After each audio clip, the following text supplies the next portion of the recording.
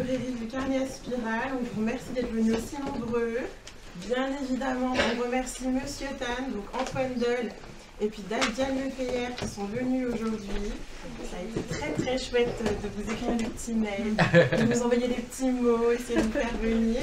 Et puis merci aussi à l'équipe du Carnet à Spirale qui est là au complet et qui nous a bien aidés à tout mettre en place. Merci à Léa aussi, qui ne fait pas partie de l'équipe normalement, qui est là temporairement en stage, mais qui nous a bien aidés aujourd'hui à tout mettre en place et hier à réfléchir un petit peu à l'organisation. Donc on va commencer, je commence par une question pour toi Antoine. On voulait savoir, parce que Mortel Adèle, c'est quand même un personnage qui est un peu cinglant, qui a un humour un peu particulier, un peu grinçant. Est-ce qu'il y a une raison particulière à ça? Est-ce que c'est parce que toi tu es comme ça?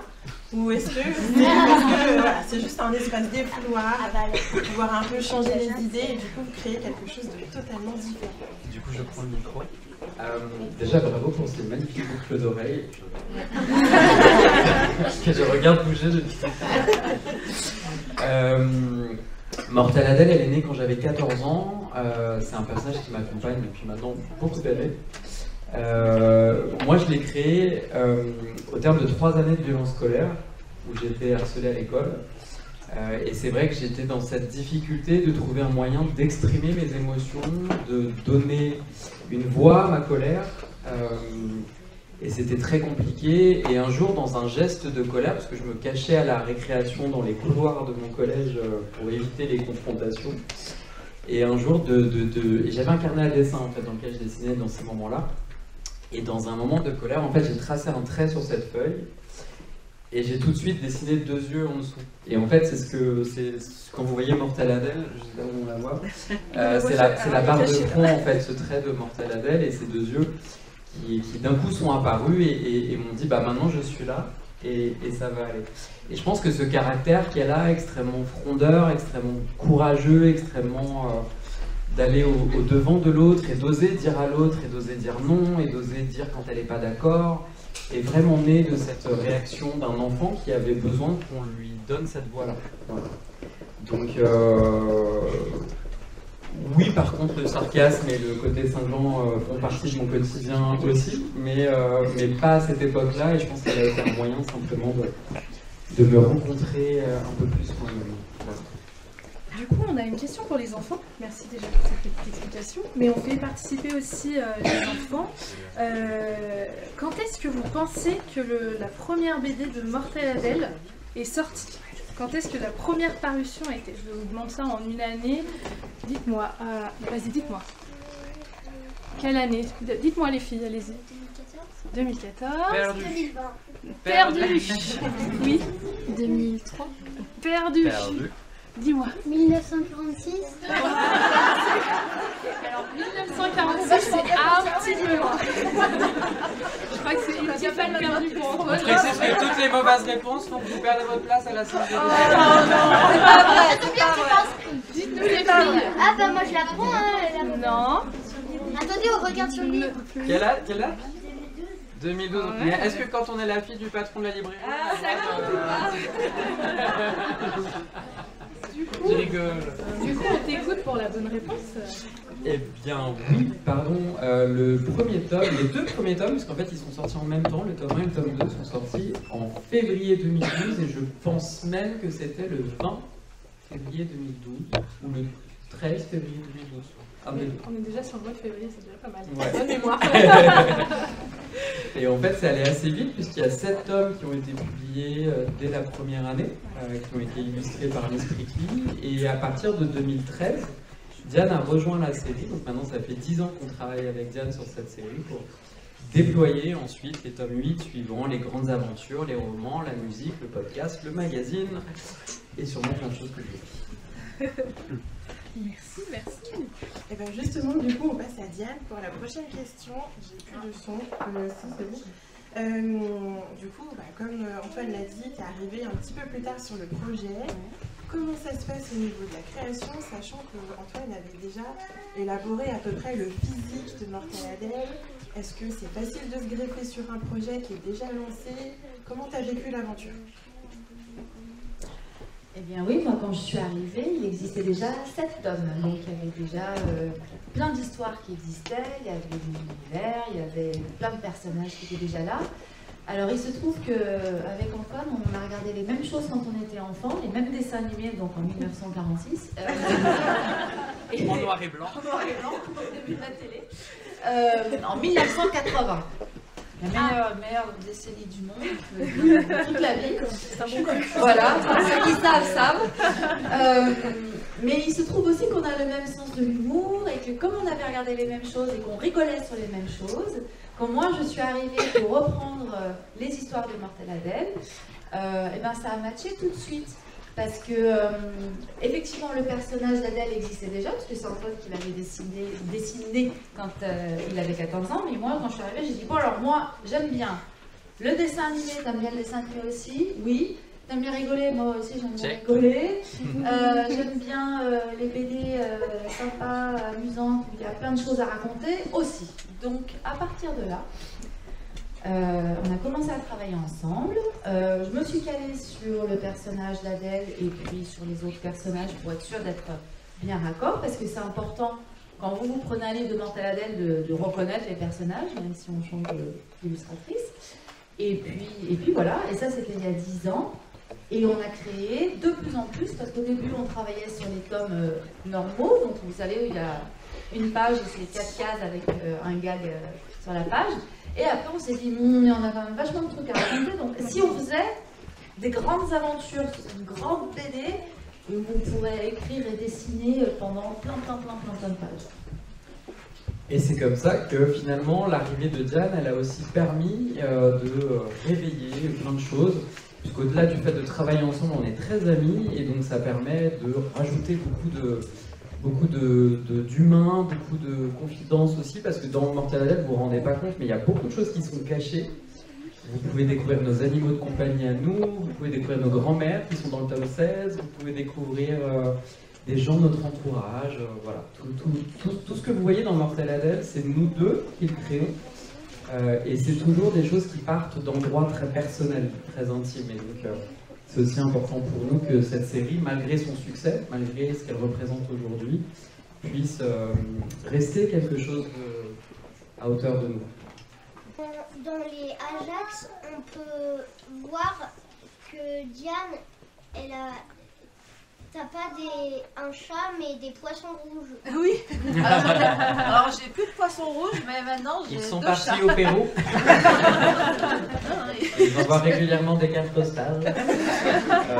Mais si tu regardes la petite grande aventure d'Ajax, il y a Ururu, qui est le chat de Diane. Il y a Snow, qui est mon chat. Il y a San, qui est le chien de la famille de Christophe. Et Christophe, que vous connaissez sous un autre nom qui s'appelle Chris Pop, puisque c'est lui qui coécrit les aventures d'Ajax. Et pour ceux, désolé, je te la fais à chaque fois, pour ceux qui ont écouté l'album de Noël de Mortel Adèle, il y a une chanson qui s'appelle Hotline des petits lutins du Père Noël. Oui, elle est trop bien.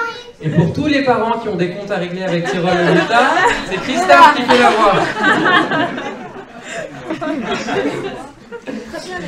Donc voilà, c'est aussi une façon de vous dire qu'on met beaucoup de personnel et on travaille avec des gens autour de nous qui sont très proches de nous. Donc voilà, c'est une façon aussi de partager tout ça, tout cet univers. Et petite question qui s'ensuit par rapport à votre amitié et votre collaboration. Une question qu'on se posait, est-ce que quand vous écrivez le scénario, et puis ensuite il y a la phase de mise en page, de dessin, de mise en couleur, est-ce que vous tapez des fous rires vraiment en relisant Adèle ou en se disant bah tiens, il va dire ça mais ça va être mortel quoi. Déjà travailler sur des choses qui font rire sans en rigoler, c'est un peu compliqué. Après, ce qui est marrant, c'est que sur Adèle, on travaille tellement, c'est qu'en fait, là on est là aujourd'hui, mais si on fait pas souvent des dédicaces, c'est aussi parce qu'en fait on est constamment en train de produire sur Mortel Adèle. Puisque tout ce qui sort, tout ce qui est bande dessinée, tout ce qui est livre, tout ce qui est musique, tout ce qui est magazine, tout ce qui est agenda, c'est moi qui les écris, c'est Diane qui les illustre. Donc c'est beaucoup de travail. Et c'est vrai que quand on écrit, on est dans un tel rythme de concentration que des fois, moi j'écris des gags, je les envoie à Diane, et c'est quand elle me les renvoie dessinés que je me rends compte de ce que j'ai écrit. C'est drôle ce que j'ai écrit. Et je disais, ah tiens, ah oui, quand même, elle fait ça. Ah, d'accord, ok. Et c'est ça qui est marrant, c'est que finalement, moi je dis toujours que travailler sur Mortel Adèle, je suis scénariste sur plusieurs séries, dans plusieurs maisons d'édition. Mortel Adèle, c'est vraiment quelque chose à part en fait. J'ai plus l'impression aujourd'hui d'être scénariste. J'ai vraiment l'impression d'élever une petite fille de papier et de raconter sa vie en fait. Et c'est ça qui est marrant, c'est que tous les parents ici voient leurs enfants vivre au quotidien et les voient faire des bêtises et se disent ah tiens il a fait ça et un jour s'en souviennent et rigolent tout seuls dans la cuisine en se disant ah mais c'est vrai que le jour où il...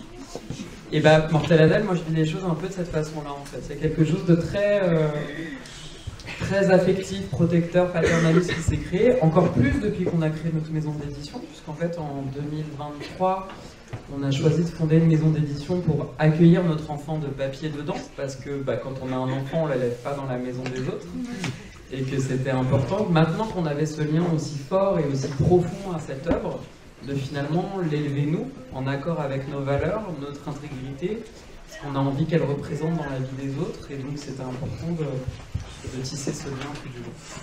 Moi, ce que j'adore, c'est quand je reçois enfin l'histoire, parce que il faut savoir qu'avec Antoine, on se parle tout le temps, tous les jours, toute la journée, que ce soit par texto, par coup de téléphone, par Zoom, par email, donc on échange en permanence. Je dis toujours, on a une conversation qui ne finit jamais.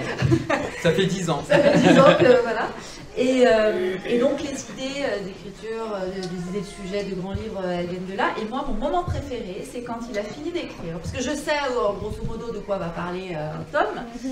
Notamment une grande aventure, donc je sais, moi je me prépare, je fais des recherches de mon côté, je commence à dessiner, à imaginer les costumes, à imaginer les coiffures, mais j'attends parce que je ne sais pas exactement ce qui va se passer dedans, parce que tu gardes le secret pendant longtemps. À chaque fois tu me dis, oui. je te donne quelques indications, mais tu verras quand j'aurai fini. Et parce que dans un couple, même après 10 ans, il faut savoir se surprendre. Mais tout à fait.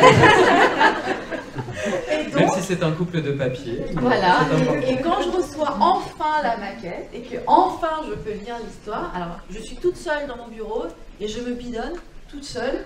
Et après, quand je dessine, je m'auto-fais rire des fois en dessinant, tellement ça me fait rigoler de faire les images. Et moi je reçois des textos genre ah la poêle à frire, ah le frigo qui tombe. Et en plus, si c'est où j'en suis. Donc je vois la progression par mon frigo. Et donc effectivement, c'est ce qui est chouette et c'est ce qui rend la création très vivante en fait sur cette série, c'est qu'elle est très organique. C'est qu'elle passe par l'écrit parce que j'envoie à Diane, parce que Diane me renvoie. Elle passe par la voix puisqu'on s'appelle, on s'en parle. Elle passe par les images puisqu'on s'envoie des photos de nous en train de travailler, de faire des bêtises. Et en fait, ça prend beaucoup de forme dans nos quotidiens et nos familles se connaissent. Et en fait, c'est assez marrant en fait à voir à quel point c'est finalement organique, humain et joyeux. Voilà. J'ai maintenant une question pour les enfants, mais aussi pour les parents qui lisent un peu Mortel Adèle. Est-ce que vous avez des personnages préférés? Oui. Ah, je vois qu'il y a beaucoup de monde qui s'aime. Est-ce qu'il y en a qui sont fans, par exemple, d'Ajax? Voilà, il y en a quand même qui sont fans de Petit Chat. On a même Eve, oui, qui est une grande fan d'Ajax. Est-ce qu'on a des enfants qui sont fans de Jade et Miranda, les petites pestes? Maria, tu peux lever la main, Maria. C'est mes préférés, j'avoue, c'est rigolote quand même. Je pense qu'elles auraient les mêmes boucles d'oreilles. Est-ce qu'il y a des personnes qui sont fans de Mortel Adèle par exemple? Ah ouais, quand même. Donc c'est votre préféré de préféré. Oui. Il y a des gens qui apprécient Magnus aussi. Oui, le moi petit c'est fantôme. Ouais, Magnus aussi. Et Fizz, le hamster. Qui boit du soda et qui pète. Ouais. Il va chercher une vraie pizza en Italie, mais carrément. Et vous, du coup, est-ce que vous avez des personnages préférés et pourquoi? Lesquels sont la question piège. Alors, moi, bien sûr, j'adore dessiner Adèle avec toutes les expressions et puis les couettes en l'air qui courent, qui fait plein d'aventures. Mais j'avoue que j'ai un petit plaisir coupable avec Jade et Miranda. Elles sont comme ça. Et j'avoue que le rendre, de les dessiner avec cette air complètement abruti, m'amuse, voilà, c'est ma petite... Il est temps de couper tous les micros, toutes les caméras dans cette salle. Non mais c'est marrant parce que derrière chaque personnage en fait il y avait une personne en fait. Fils, c'était mon hamster quand j'étais petit et je l'appelais le hamster Grizzly parce qu'en fait il mordait tout le monde. On pouvait pas, il a une vie très solitaire, on pouvait pas approcher sa cage. Jade et Miranda étaient dans mon école quand j'étais dans mon primaire. Elle s'appelait pas Jade et Miranda. Je ne dirai pas les prénoms car je vois des téléphones. Mais Jade m'a contacté il y a quelques temps pour me dire que sa fille était très fan de Mortel Adèle et qu'elle espérait que ça allait marcher. Oui, merci. Et elle ne sait pas qu'elle est Jade dans la BD. Et voilà, et en fait chaque personnage a été créé pour vous dire quelque chose et je prends le cas de Magnus parce que je suis content qu'en fait on ait vu plusieurs mains se lever quand on a parlé de Magnus. Magnus, c'est une façon de vous dire que dans la vie vous allez grandir avec votre part d'étrangeté, votre part de bizarrerie. On est toujours le bizarre de quelqu'un, quoi qu'il arrive et quels que soient les chemins qu'on prenne. Tu es bien d'accord avec moi? Oui, complètement. J'ai senti une grande bizarrerie émaner de toi. Et c'est important d'avoir conscience que même si vous ne les voyez pas autour de vous immédiatement, il y aura toujours des gens pour que vous alliez sur les chemins de la vie, pour vous comprendre, pour vous épauler, pour vous accompagner, pour vous aider. Et Magnus, on l'a créé pour ça, on l'a créé pour que Adèle, elle est toujours avec elle, un ami, invisible pour les autres, mais qui lui rappelle que où qu'elle aille, elle est acceptée.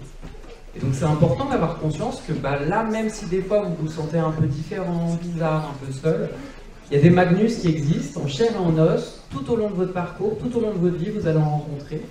Et c'est important de prendre le temps de faire ces rencontres et de vous rendre compte que vous êtes exactement qui vous devez être, exactement au bon endroit, quoi qu'on vous dise et quoi que vous disent les autres. Très beau message. Alors on dit pas que des bêtises. Non, mais Ah merde, nous on voulait qu'ils fassent des caca, des proutes et... Ils ont plombé l'ambiance. Non mais oui, ça c'est très bien, c'est des beaux messages.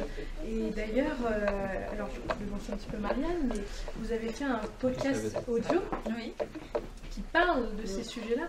Et surtout, quel a été le moteur de tous ces sujets et cette envie de faire un audio surtout là-dessus. Je fais un début de réponse après. Mais le podcast, moi, c'était un projet qui me tenait à cœur depuis de longues années, que j'ai proposé depuis de longues années, et dont on a pu se saisir quand on a monté notre maison d'édition à nous, qui était plus enclin à s'engager sur certains sujets que de précédents interlocuteurs. Et c'est vrai que sur Mortel Adèle, on reçoit environ 200 courriers par semaine à la maison d'édition. On répond à tous. Donc c'est 2 jours par semaine pour Diane et pour moi sur nos semaines de travail où on ne fait que ça, que répondre aux courriers. Et on reçoit beaucoup de questions. Et c'est vrai que c'est difficile de faire un personnage comme Mortel Adèle qui a la genèse dont je vous ai parlé tout à l'heure, qui était un personnage qui a été là pour m'aider moi quand j'avais 14 ans. Et c'est difficile de proposer un personnage comme ça en ayant finalement rien à faire de ce qu'elle peut jouer comme rôle dans la vie des autres. Et donc pour nous c'était important non seulement d'avoir ce rapport de proximité avec nos lecteurs, c'est-à-dire de pouvoir répondre à leurs questions, mais aussi finalement qu'à un moment donné Adèle, avec les valeurs qu'elle porte, avec les messages qu'elle porte, parce que vous allez demander à quelques parents ce qu'ils pensent d'Adèle, ils vont vous dire « Ah mais elle fait des bêtises, elle est diabolique, etc. etc. » Et puis, quand on va demander aux enfants, moi il y a beaucoup d'enfants qui me disent qu'elle est courageuse, qu'elle ose, qu'elle dit non.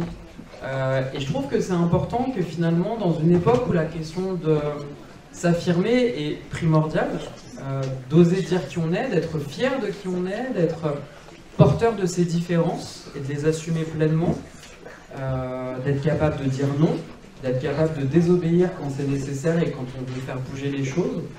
Et je trouvais important qu'Adèle, elle adresse ses messages elle-même, voilà, à hauteur d'enfant. Et donc le podcast, on l'a créé avec Diane, on a eu cette envie de répondre au courrier des lecteurs par la voix d'Adèle, mais aussi par notre voix à nous, donc c'est une discussion à 3. C'est gratuit, c'est sur l'appli Gulli, je ne fais pas de pub pour quelque chose de commercial, ne vous inquiétez pas.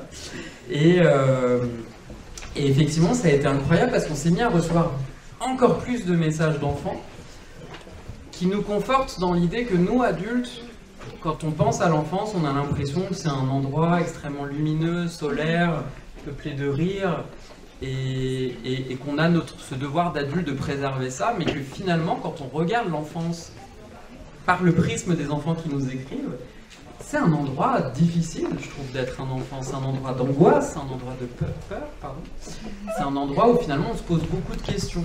Et c'est pas toujours évident de les poser à ses parents, c'est pas toujours évident de les poser à l'école, c'est parfois plus simple de les poser à une bonne amie.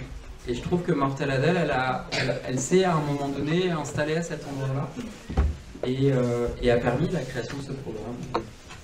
Est-ce que certains d'entre vous l'ont écouté déjà, ce programme? Non. Non. Eh bien, nous allons écouter tout de suite les 40 Les épisodes. 40 épisodes, ça marche pas chez moi. Mais vous verrez, si vous voulez écouter, que c'est vrai que c'est important, comme ce sont des enfants qui nous ont envoyé leurs questions. C'est des questions peut-être que vous vous posez. Et pour nous, c'est toujours très important d'être le plus à votre écoute, parce que c'est vous qui êtes avec nous tous les jours. On travaille pour vous, en fait. On aime faire des livres pour vous, les enfants. Pour nous, parce qu'on était des enfants avant d'être des adultes, hein, on a l'impression qu'on est tout fini comme ça, mais à un moment donné, on était... Ah, il y a du boulot. Et on n'était pas encore fini.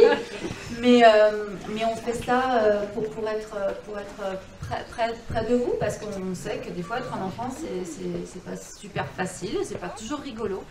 Et on a passé beaucoup de temps à travailler là-dessus. Et je pense qu'on a... Ça s'est super bien passé. On a une comédienne, on a Mortelle Adèle qui était assise avec nous. Et ça a été des moments très importants aussi pour nous de pouvoir travailler comme ça. Je sais pas, ça ne fonctionne pas, mais c'est pas grave, je peux parler très très fort. Sinon. Donc c'est sur la Péguli et c'est gratuit si ça vous intéresse. Ah, j'ai éteint, catastrophe. C'est la puissance de mes doigts. Donc voilà. Mais en tout cas, pour nous, ça ne fonctionne pas. Mais... Tu avais éteint? Non. Allô. Comment ça se passe la musique avec Albert? Eh bien, ça ne se passe plus, puisque l'album Show Bizarre est sorti en 2022. Non. 2022. Moi, j'ai écrit les paroles de l'album. Guillaume, il a composé toutes les musiques. Et puis après, en fait, on a travaillé avec Vincent Blaviel, qui a fait les musiques des 2 albums suivants. Et puis voilà. Je ne sais pas exactement quoi répondre à ta question. Est-ce qu'il est sympa? Oui. Il aime beaucoup le skateboard et la bière. Faut pas retenir le dernier. Bah, c'est un adulte. Est-ce que vous travaillez pendant la nuit? Écoute, moi j'ai cette théorie qui est de dire que quand on écrit tout le temps, même quand on n'a pas un crayon dans la main. Que quand tu écris, quand tu crées, même si tu n'es pas en train de le faire avec tes doigts, il y a forcément un mouvement dans ta tête. Et je le vois quand je travaille sur un livre, quand je travaille sur un roman, sur une bande dessinée, sur autre chose, les idées sont constamment en mouvement et parfois même la nuit, ça me réveille et je note quelque chose et je me rendors. Moi, des fois, je suis bloquée. Je fais semblant. Moi, des fois, je travaille, je dois inventer des choses dans ma tête où je dois créer une nouvelle image et je suis un peu bloquée. Je sais pas par où je vais prendre. Je trouve pas le chemin qui va m'emmener pour faire l'image, parce que c'est pas facile de construire une image, c'est beaucoup de travail. Et des fois, je me dis bon, ça sert à rien que je m'acharne là. Il est 17h30. Je prends un petit peu de temps et ce soir, quand je vais me coucher. Généralement, quand je me mets dans mon lit et que je me dis ah ça y est, j'ai bien travaillé aujourd'hui, mon cerveau il fait alors tiens regarde tout ce que tu n'arrivais pas à faire tout à l'heure, et ben maintenant et voilà la solution. C'est ça qu'il fallait faire. Et donc c'est vrai que pendant la nuit, le soir ou quand on a des moments, le cerveau travaille en permanence et des fois voilà des choses sur lesquelles on est bloqué se débloquent à un moment donné. Mortelle Adèle, elle a quel âge? C'est top secret. C'est secret. On peut vous dire qu'elle est née le 31 octobre. Moi je suis né le 28 octobre et elle est née 3 jours après. C'est bientôt. Et c'est bientôt. Et l'année est top secret. On prend tous le monsieur et on fait 1946. Je vais avoir 8 ans. Non, moi j'aurais dit qu'elle a 11 ans. Non, 10. Elle est dans une zone d'âge proche du vôtre. Elle est en 2014. 9. Elle a 11 ans. Elle a né en 2014. Elle est en 2014. C'est secret, il a dit que c'était secret. Je Alors, ne dirai rien. Pourquoi Magnus, il est un ancien révolutionnaire? Parce que Magnus est un mythomane. Il est temps de rétablir la vérité. Si vous avez écouté la chanson composée par Aldebert et écrite par Monsieur Tan alias Antoine Doll qui s'intitule À travers le temps sur l'album Show Bizarre, vous apprenez qu'en fait Magnus, de tout temps, a suivi plein de petites filles mortelles pour les accompagner sur le chemin de devenir elles et de s'exprimer. Donc il parle de différents noms que vous allez forcément connaître, et Mortelle Adèle est la dernière. Et le refrain dit moi j'étais dans le ciel quand j'ai reçu l'appel d'une petite fille mortelle, et celle-ci s'appelle Adèle. Et donc voilà, donc il n'a pas vraiment fait la révolution, il a raconté ça pour se la mettre dans la poche. tu lèves la main depuis tout à l'heure, dis-nous. Mais il a quel âge, Ajax? Ajax. Ajax, on va rompre un nouveau secret, couper les caméras. Ajax, en fait, il y a des études qui ont été faites sur lui et on a découvert qu'il était composé à 99% d'une matière indestructible qu'on appelle le chamallow. Qui explique pourquoi Adèle peut faire tout ce qu'elle veut, il ne lui arrive absolument rien, donc à ne surtout pas reproduire avec d'autres animaux, puisque Ajax est vraiment un animal à part. Et il est coincé à l'âge de chaton, il restera éternellement un petit chaton. Et Adèle, elle voulait révéler le livre. Elle croyait que... Ouais. Aussi, dans un livre, elle s'essuyait les pieds dessus. Oui. Mais comment a-t-elle osé? Oui, mais aussi, elle l'a mis dans le micro-ondes. Mon chat est sûrement le chat le mieux traité de l'univers. Oui, elle l'a mis dans le micro-ondes. Alors attendez, parce que là il y a beaucoup de questions dans tous les sens. Je vous laisse Les gérer. questions, alors je suis désolée les enfants, mais les questions on va arrêter là, parce que sinon on pourrait y passer toute l'après-midi, et après il va y avoir un petit temps de pause pour qu'ils puissent se désaltérer, puisque parler c'est bien, mais il faut se désaltérer aussi. Donc merci beaucoup pour cette rencontre, on peut les applaudir.